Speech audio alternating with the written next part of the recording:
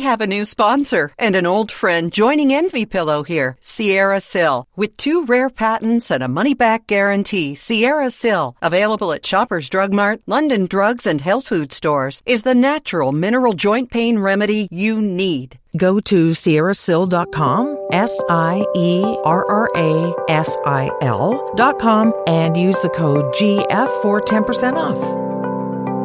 This is Gracefully and Frankly. Welcome to episode number 35. I'm Lisa Brandt. I'm Erin Davis, and I'm so glad you're along with us here for our final podcast of August, and we're getting ready to roll into September and that whole feeling you get when September comes along. We're going to talk about that. Yes, and we're going to talk about smell of the season.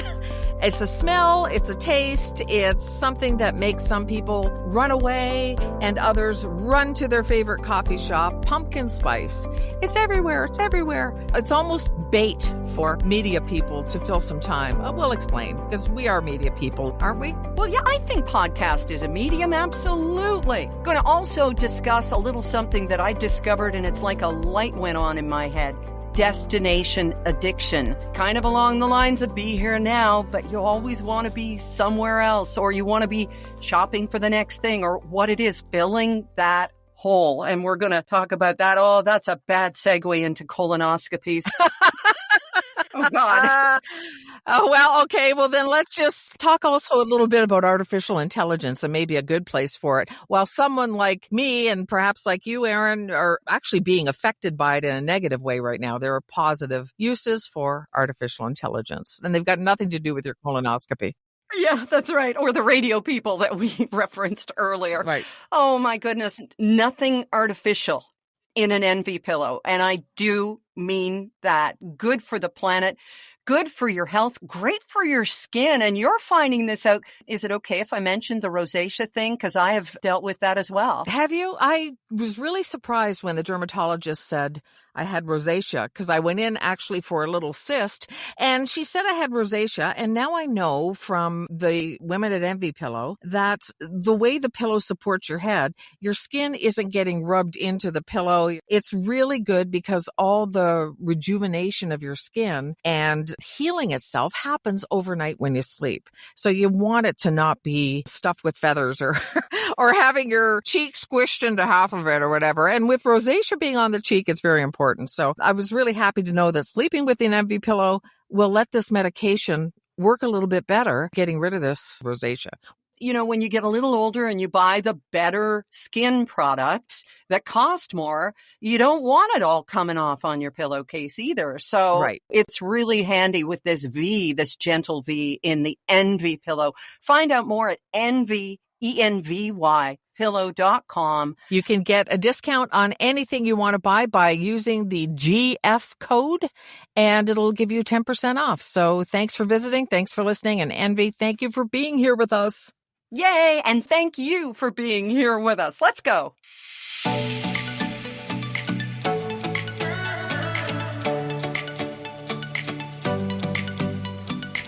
Wow, this episode is as many years as Rob and I have been married. Wow. And it feels as fast. 35 really does fly. And they said it wouldn't last. No, nobody said that. Everybody said it would last. Actually, no. A guy I was working with on the morning show back at a radio network called CKO. I came in kind of disheveled one morning and I said, oh, I didn't get much sleep. And then blah, blah, blah. And he said, it'll never last. And I said, well, what do you mean? And he said, well, it just can't. It won't last, you know. So, because Rob, he was kind of my boss. Wow. Yeah, but it all lasted. And it's so funny when you date your boss. Yep. And a lot of people have, because, I mean, if you're like me, and I know you are, you don't have a life outside of radio when you're getting up at stupid o'clock. So you hold on to, whatever looks your way. And so you can't go out at night when other people are meeting, at Yonge and Eglinton and having drinks on a Thursday night at Earl's Tin Palace or whatever. Yeah. So, yeah, we met at work. And the very first time we went out, and I've told this story a million times, so I won't go into the details about the sparks when the hands touched and stuff. And I said to him before I kissed him, this could get really awkward. And okay, so it did. It was kind of like a movie. Ah. Labor Day, just around the corner. And does Labor Day not feel more to you like New Year's Day than January 1st? Because it always has for me. Yeah, and we used to say that at 680 News, too, that this is the real New Year because kids are back at school and parents get their lives back and we reclaim the malls and parks during the day. And yeah, I think it does. And there's just, I don't know that we ever feel like it's not nostalgic and wistful and all those kinds of things. The end of summer. I always want to start something new. I don't know what it is. It just feels like a time of change and like, okay, I have to do something. But that also brings me to a term that was sent to me in a meme said by Denzel Washington. And right away, my spidey senses go up and I go, okay, Denzel Washington did not say this. Morgan Freeman did not say this. And all of the people that are ascribed to certain sayings. But it had to do with destination addiction. And I wrote about it on Monday in my journal, and I've been thinking about it every day. In fact, I sent it to you the morning after I found the article in Psychology Today. Mm-hmm. How did you interpret that article? And then I'll kind of give you my 2 cents on it, because I really feel that now that I know what it is in me, I can start trying to fix it. Well, this is the thing that people say will set you up for a lifetime of heartache and disappointment, because it's the idea that this next thing will make me happy, or this next promotion, or when I get married, or when I have a baby, or when I get this particular couch that I have my eye on, but it's too expensive for me right now. And all those things give you maybe a momentary lift, but that's not what happiness is made of. Happiness is a decision. And I think that's what the article was saying, that if people, any of us, count on the next thing to make us happy, go chasing something, it's just not going to sustain. Is that what you got? Oh, absolutely. In fact, you are encapsulating it perfectly. Until you give up the idea that happiness is somewhere else, it will never be where you are. And as this gentleman sent me this meme, it's so funny because I had to click over from where I was looking at a place on Salt Spring Island. And I had just come from another island, Pender Island, the week before. And I'm thinking, oh, I've got 4 days free. Where am I going to go? Now, part of that is end of summer syndrome. Get going before September gets busy. But the other part is, oh, maybe if I go there and stay in that place and walk my dog in those trees, I'll find the peace and the happiness inside myself that I'm looking for. And so the timing of it was so serendipitous, but also the message. Yeah. And I don't know if you're like me. Back when you were a teenager, I was morose. My sisters and parents called me Mona because I was always crying and moaning. And once I heard the term depressed, all of a sudden a light went on, because I was like, oh, that's what I have, is depression. And in this case, destination addiction. Now there's a name and I can start looking at my behavior. For some people, it's shopping. It's like, I haven't been on Amazon in 24 hours. What can I buy? What do I need? But it's always searching, trying to find that thing outside yourself that'll make you feel better. You know, I've talked about my therapist here before, just because I think he's brilliant. I'm not trying to recruit for him or anything, because I would rather he not be as busy. So, but I think he's brilliant. And he has said to me before, notice what the discomfort is before you go to reach for that next thing. What is it that you are ignoring in order to reach for whatever it is that you think is the next thing? And he said that discomfort is where the growth lays.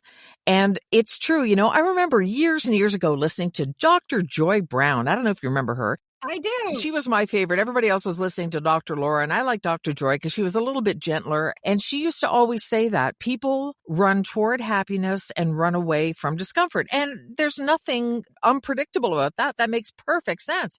But the only growth you'll ever get is if you tear apart this discomfort, she said, and sit in it and figure it out. Otherwise, it's just going to always be with you. And that's trauma. That's whatever it is. And those certainly aren't my words. Those were hers. And I remember sitting back thinking, I wonder if I am running off to just try and put off dealing with whatever this thing is. It was interesting to me. Yeah, that is good sage advice.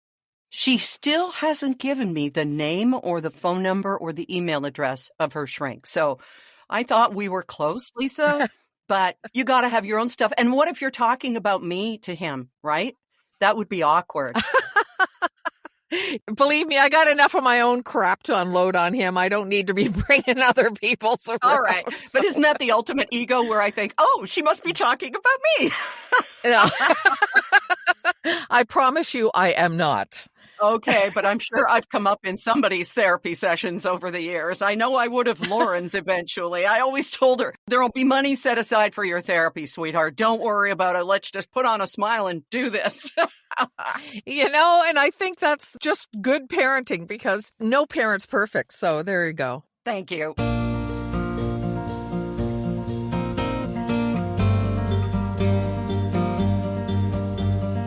Well, another thing that comes with the start of September, which of course is tomorrow, PSL everywhere. And it's not PMS and it's not PTSD, it's PSL, pumpkin spice latte. And I like pumpkin spice. I'm not spicist. I just want to get that out there. But I saw a post the other day from a former radio morning host in Montreal, Terry DeMonte, and he said, I just saw on our newscast on TV that pumpkin spice latte is returning to Starbucks, and this is where we are. How is it that these companies like Starbucks, like Krispy Kreme used to, how is it that they are so smart that they get the media to give them all this free airtime? I can't imagine how our sales departments at the radio stations used to just bang their heads against the wall. Can you? No, and it's not just pumpkin spice. It's Amazon. It's all these other things that have plenty of money to spend on advertising. But for some reason, whatever they do, it becomes pop culture. Can I make a confession to you? Please. Pumpkin spice has been around for how long? I don't even know. Oh, 20 years? Let's say 20. Last year, I had my first pumpkin spice latte because it's just something I never, ever wanted to do. I like my coffee how I like my coffee. I like my latte to taste like coffee. And I had my first one last year, and it was like a discovery. Like I was like the 9th man on the moon. Hey, this is great. Wait till I tell everyone what I discovered.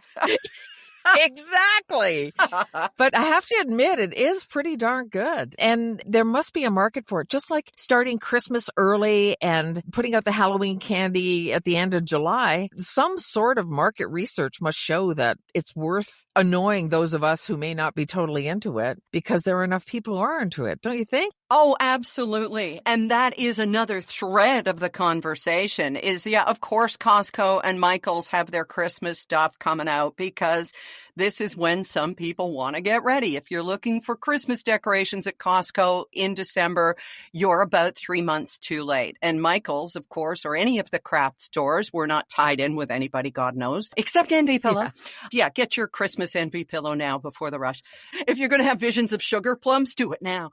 All right. But in terms of crafts, you have to get working on them now, or you're going to do some rush job with a glue gun and people are going to get hurt. I get that. I get stuff being out early. What I don't get is how gullible and how easily bought we are as media personalities in terms of, Krispy Kreme just sent in a flat of donuts. Yep. And, the anchor goes on the air and says, sorry if it sounds like my mouth is full. I'm just having a Krispy Kreme donut. And that, you've heard that. But that is one of their marketing things. Krispy Kreme never spent a cent on radio advertising. They just sent those flats of donuts to just gullible radio hosts who, of course, mentioned them on the air. And as I say, the sales force must have been just pounding their heads against the wall because they're trying to get some other donut chain to advertise and spend their valuable dollars. And why? Right. Just send them free stuff. We're cheap whores is what we are. Cheap whores.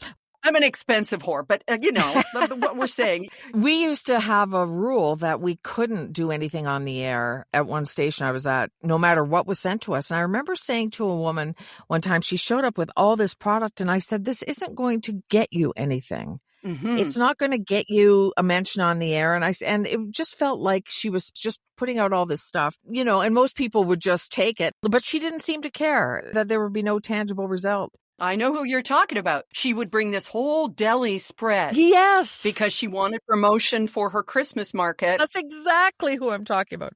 And I felt so bad that one day I said to her, Deborah, we are not allowed to mention your event on the air. And she was angry with me. I could tell she was angry with me as though it was my decision and not the gormless program director who would come in and make himself a sandwich and then smile and walk out. Yeah. So thank you for having the backbone. And I had to do it too. And in many ways, we were the bad guys because Yep. it just wasn't going to happen. And some people to this day can be bought a little bit. But yeah, when it comes to Krispy Kreme or any of those big outfits that can certainly afford to advertise, all they have to do is say, it's pumpkin spice time.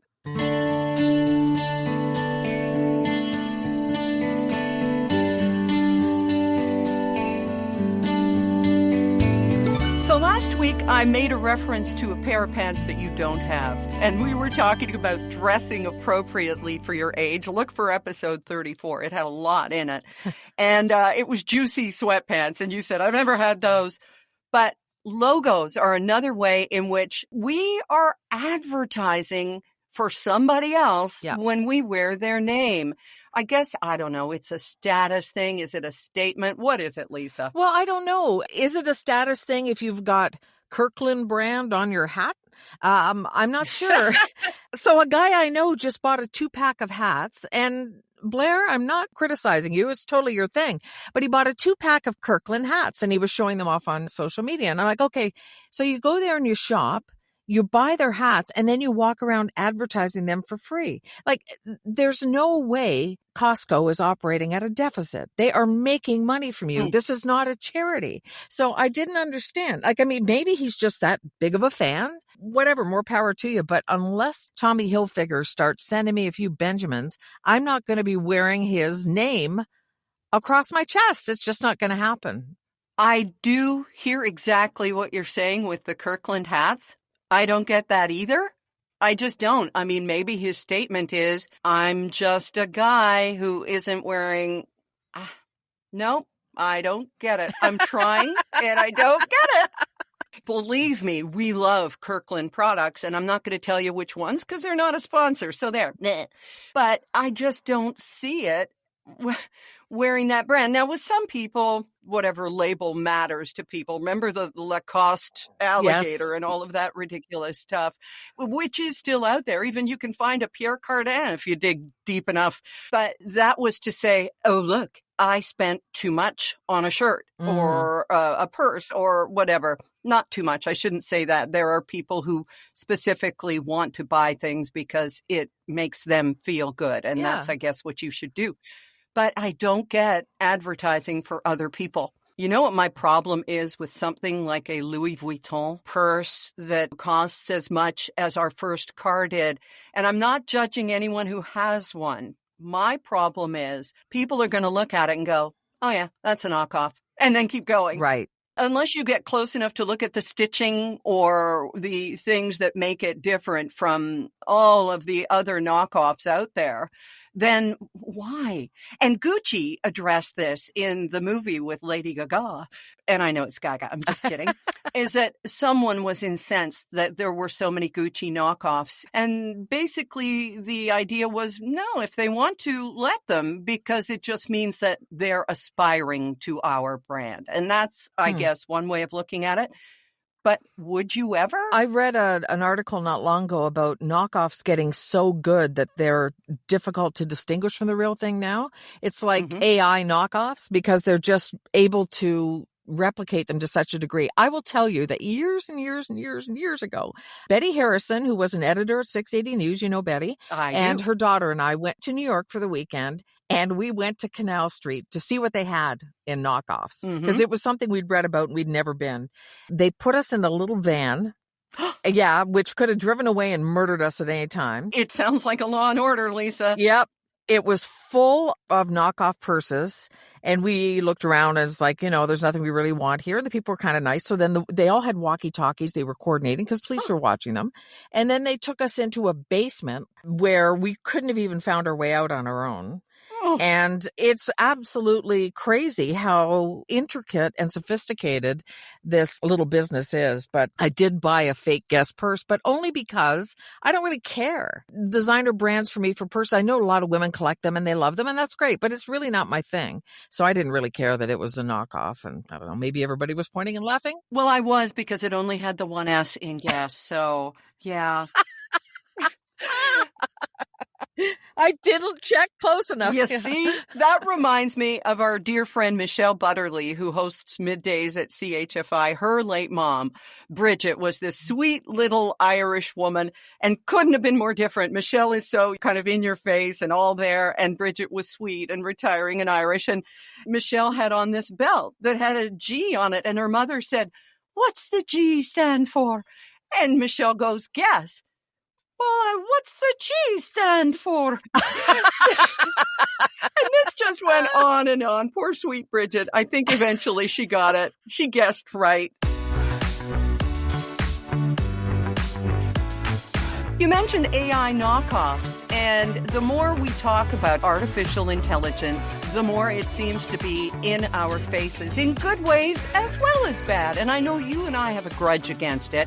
Just as we once did about podcasts, I should point out, because they were a competitor with radio, how things have changed. No kidding. Let's talk AI, and let's talk mammograms. There's good and bad in AI, of course, but using them for health reasons, I mean, this is, to me, a really good use of it. Not to take creative work away from somebody, say, who does voice work and writing. That's not good. But to analyze mammograms and root out problems with better accuracy than a human could.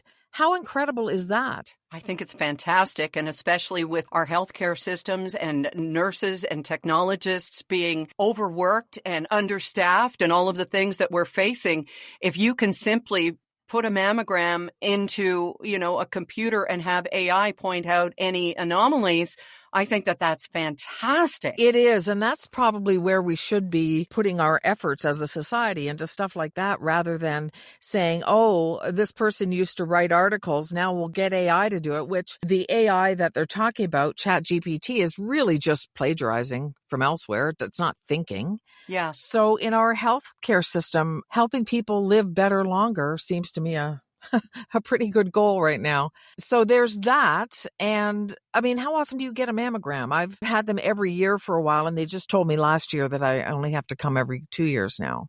It's a good thing that hopefully AI will be able to help out with mammograms. Mm-hmm. But I do hear you about the writing thing. It's insane, and it's taking money out of your pocket for sure. Yeah. And what really caught my attention was artificial intelligence is going to be doing audiobooks. Now, do you want the latest Grisham or Linwood Barclay or whoever you love to be someone who sounds like this? And the man walked down the alley and then found himself in a van looking at fake Gucci belts. He was never heard from again. What my friends in the voiceover industry and the gurus that I follow are saying is that AI is more likely to do things like technical textbook stuff that doesn't have to have emotion and that kind of thing. But they also say that it's going to get a lot better. I don't know how it is, because the way it is right now, you put a word in sort of sunny and mild or whatever, so that they can all be stitched together. So I don't know how they're going to be able to do that with emotion when you can't possibly tell just by looking at it without a human eye where the emotion needs to go, where the emphasis needs to go. I just don't think it can do it. I really don't. You must have heard AI voiceovers on YouTube and stuff, and it's just like, get me out of here. Now, I know I'm very close to it, but I've redone a lot of projects where a client has come to me and said, we had an artificial voice doing this, and people are so PO'd, they won't listen to it. Would you replace it? Yay. So that's a good sign. I couldn't listen to an audiobook like that. No, I couldn't either. But again, you and I are too close to this. That's true. There's a big transition going on right now in the voice and the writing and the creative, like graphic design and all that kind of stuff, logo making. Everything right now is just sort of jumbled up because of artificial intelligence and figuring out where it's going to land. I hope it calms down and we get back to a semblance of normalcy.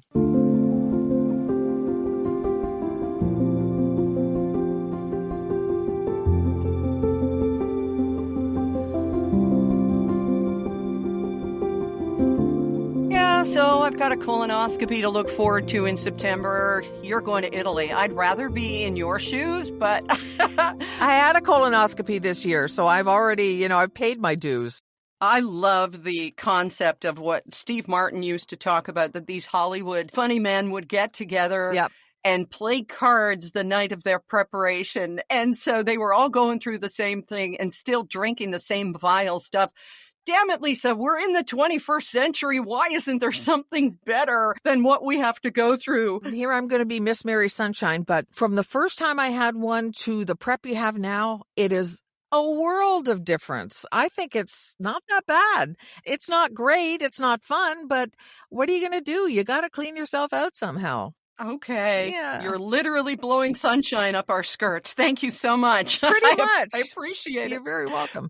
But something else that Steve Martin said on a podcast, Conan O'Brien Needs a Friend. Is that the name of it? Yeah, and you and I each watched it independently, not knowing the other was. So it was Steve and Martin Short. Steve talking, though, about everybody talks about their diet, what I eat and what I don't eat. And he was saying how boring it is. But his wife put it really well. And she said, only talk about what you do eat, not what you don't eat. And I thought, that makes a lot of sense, because then there's no inferred judgment that somebody can take from it. It's like, well, I don't eat bread. And I was like, well, I eat bread. I love bread. You know what I mean?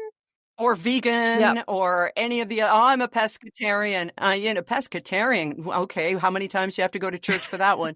But yeah, I completely get it. And that is such a good motto. Don't talk about what you don't eat. Talk about what you do eat. There was a statistic released this week that 1% of Americans are vegan, which is really a huge number when you think about it. And there's all these jokes about vegans and vegetarians about how boring they are because and it's not true if you're vegan or vegetarian, but it's just like, it feels like a lecture. And I think that goes back to what Steve Martin's wife was saying, is that don't talk about what you don't eat. I've never really posted about food or anything, but if I happen to have a rare triumph in the kitchen, I do want to share it.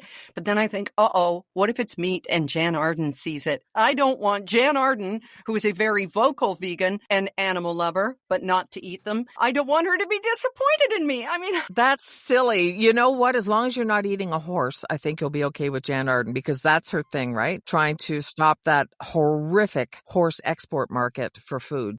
Live and let live. I mean, so-and-so doesn't eat whatever. My sister-in-law has never eaten a raisin, and this is something she hangs her hat on. I have a friend named Kent who has never had a bagel and now never will, so that he can always say he'll never have a bagel. So that's weird. I know, it's weird. So when we were at Barb's house for the last Bottonville family band performance of the summer, one of the relatives, those little boxes of sun-made raisins that you used to get in your lunch and stuff? Sure do. Hid 16 of them around her house, and she's only found 9. So she's got raisins somewhere in her house. Yeah. That's great. Well, it could have been worse. It could have been shrimp. And on that note, we're going to call it a week and wish you a very relaxed and enjoyable Labor Day weekend. Tell your friends if they've got a long drive ahead, whatever they're doing, take along Gracefully and Frankly. Lisa, she'll get in any vehicle. She's great to go along for the ride. Right. I'll bring snacks. Yeah. Bring raisins and buy some knockoffs. That's her whole thing. And you just have a wonderful weekend. Thank you, my friend. It's good talking to you, and happy back to school. However you celebrate. I used to hear from teachers on the first day of school who had retired, and they would gather that morning in a hot tub with champagne or sparkling wine or mimosas to toast not being at school. So we should do that with our favorite coffee, pumpkin spice not included unless you like it, and just live your best life. Let's do it. Let's be happy here. This first day of school stuff always makes me think of scratchy corduroys and new sweaters, and it's almost like I can smell them. Yeah. I'm not about to buy anymore, but good luck. No matter what next week brings, and we'll talk to you then. I'm Erin Davis. I'm Lisa Brandt. Bye. Bus.